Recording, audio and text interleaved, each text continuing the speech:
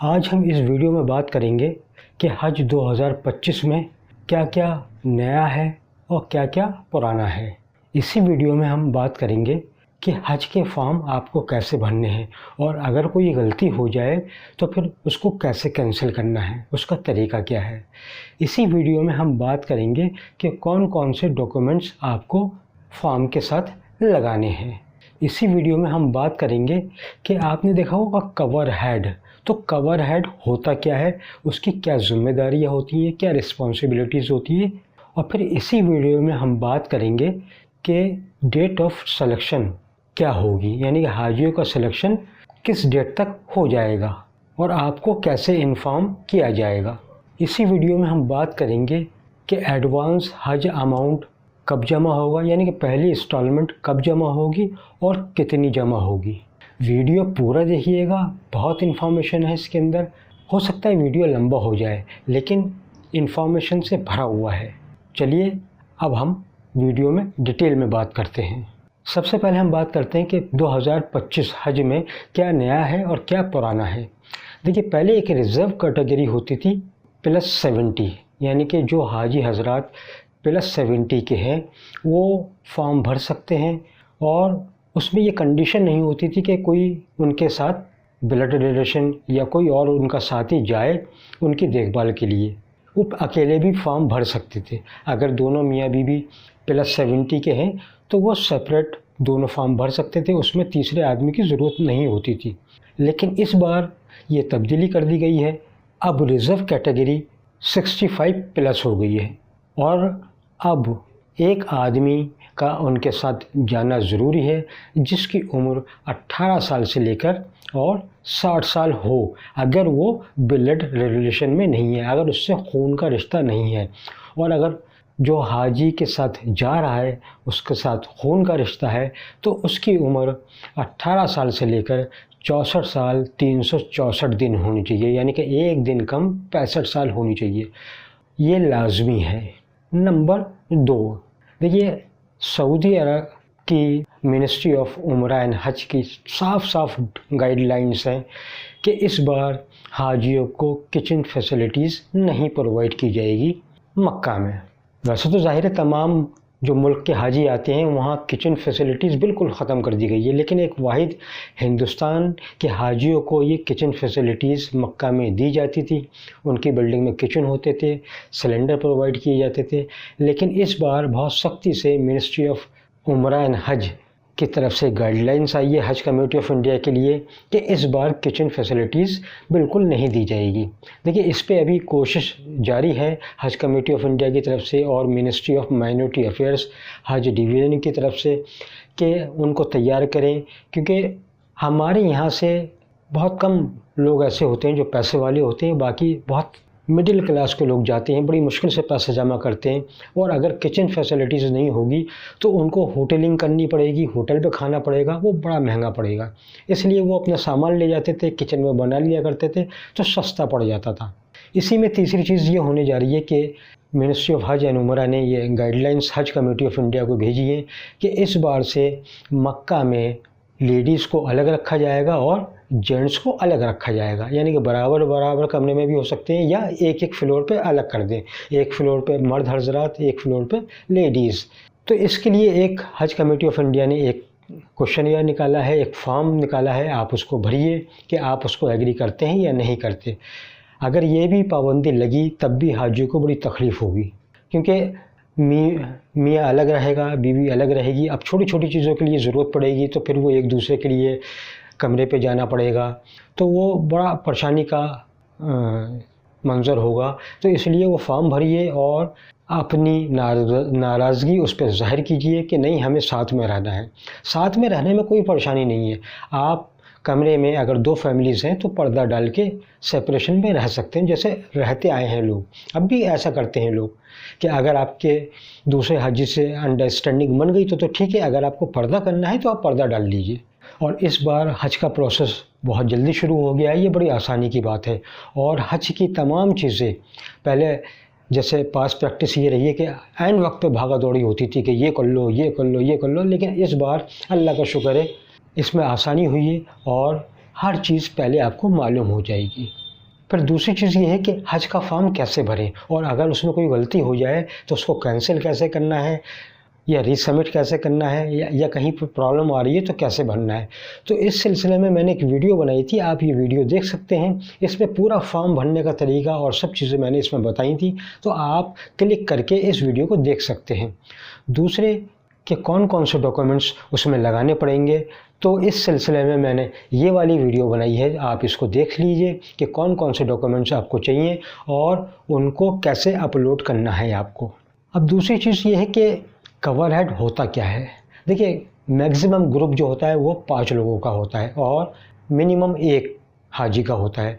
तो जो cover head होता है वो 5 लोग अगर हैं आपके ग्रुप में, तो उन ग्रुप का जो हेड होगा, जो ज़िम्मेदार होगा, उसको कवर हेड कहते हैं। उसका पैन कार्ड, आधार कार्ड और बैंक डिटेल उसकी देना ज़रूरी है।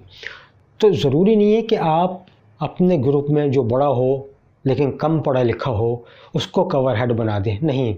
जो पढ़ा लिखा हाजी हो आपके ग्रुप में, जिसके पास तमाम डॉक्यूमेंट्स हों और नॉलेज हो सब चीज़ों की, उसको कवर हेड बनाइए, चाहे वो उम्र में कम क्यों ना हो। तो ये याद ही रखिएगा, कवर हेड चुनने से पहले ज़रूरी नहीं है कि उम्र दराज हाजी को ही आप कवर हेड बनाएं। कवर हेड की बहुत जिम्मेदारियाँ होती हैं, इसलिए कवर हेड कोई पढ़ा लिखा होना चाहिए और जेंट्स होना चाहिए। अब जब आपका सिलेक्शन हो जाएगा, अब जैसे कि फॉर्म जिन लोगों ने भर दिए हैं उनके कवर नंबर आना शुरू हो गए हैं। अब देखिए, यही कवर नंबर है, ये आपको याद रखना है, क्योंकि पूरे हज के सफ़र में यही कवर नंबर आपको याद रखना पड़ेगा, इसी से आपकी पहचान होगी। अब कवर नंबर होता कैसे है, जैसे कि 2025 UPF-1174-2-0।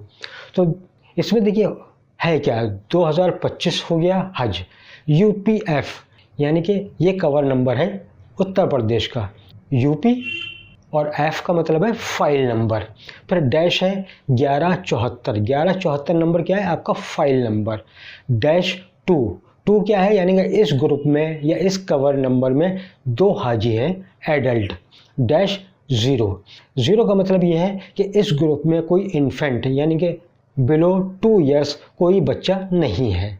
अगर 1 होता तो एक बच्चा इसके अंदर है। तो ये डिटेल होती है कवर नंबर की। इसको आपको याद रखना है, क्योंकि अब आपके पास मैसेज आने शुरू हो गए हैं। 9 तारीख लास्ट डेट है, आप जल्दी से जल्दी फॉर्म भरिए। अब सिलेक्शन आपका हुआ या नहीं हुआ ये कब पता चलेगा। तो देखिए, इस सिलसिले में जो हज कमेटी ऑफ इंडिया की तरफ से गाइडलाइंस आई हैं वो तीसरे हफ्ते या चौथे हफ्ते में, यानी 15 सितंबर के आसपास, 20 सितंबर अगर डेट नहीं बढ़ी तो उम्मीद ये लगाई जा रही है कि हो सकता है डेट का एक्सटेंशन हो, क्योंकि 9 तारीख है, बहुत कम टाइम है, तो हो सकता है डेट कुछ दिन बढ़े। तो अगर डेट नहीं बढ़ी तो 15 सितंबर या 20 सितंबर के आसपास आपका सिलेक्शन हो जाएगा। कुछ स्टेट में कोर्रे के ज़रिए, लक्की ड्रॉ के ज़रिए नाम निकाले जाएंगे, जहाँ पर जो तादाद है हाजियों की उससे ज़्यादा अगर फॉर्म भरे गए, और जहाँ ज़्यादा फॉर्म नहीं भरे गए वहाँ सबका सिलेक्शन माना जाएगा। तो अगर डेट बढ़ गई तो ये समझ लिए कि फिर ये डेट सितंबर के आखिरी हफ्ते में आएगा। अब एडवांस हज अमाउंट या फर्स्ट इंस्टॉलमेंट ऑफ हज कब जमा होगी और उसका अमाउंट कितना होगा। देखिए, पास प्रैक्टिस ये रही है कि फ़ी हाजी 81,800 रुपये जमा होते थे, 81,800 रुपये जमा होते थे। लेकिन इस बार कुछ फिगर बदलने जा रही है, क्योंकि पूरा प्रोसेस चेंज हुआ है। तो हो सकता है कि पहली इंस्टॉलमेंट तकरीबन 1,31,400 रुपये ले, और जो इसकी डेट आएगी उसमें आपको जमा करने में 10 दिन लगेंगे, उस दिन से जिस दिन आपका सिलेक्शन हो जाएगा। यानी जब भी आपका सिलेक्शन होगा उसके बाद से आपको 10 दिन का टाइम दिया जाएगा ये पहली इंस्टॉलमेंट जमा करने के लिए। और ये 2 बैंकों में जमा होती है, एक स्टेट बैंक ऑफ इंडिया और एक यूनियन बैंक ऑफ इंडिया। अब अगर आपने फॉर्म भर दिया है और आपने पैसे भी जमा कर दिए पहली इंस्टॉलमेंट, तो फिर हज कमेटी ऑफ इंडिया को आपको ये सब डॉक्यूमेंट्स भेजने पड़ेंगे। वो डॉक्यूमेंट्स क्या क्या है मैं आपको बता देता हूँ। ये डॉक्यूमेंट्स आप तैयार रखिएगा। जो हज कमेटी का फॉर्म भरा आपने, उसकी एक डाउनलोड कॉपी यानी उसकी एक फ़ोटो कॉपी चाहिए, ओरिजिनल पासपोर्ट चाहिए, 2 छोटे फ़ोटोग्राफ जिनका बैकग्राउंड वाइट होना चाहिए हर हाजी के। और हर हाजी का पासपोर्ट जाएगा।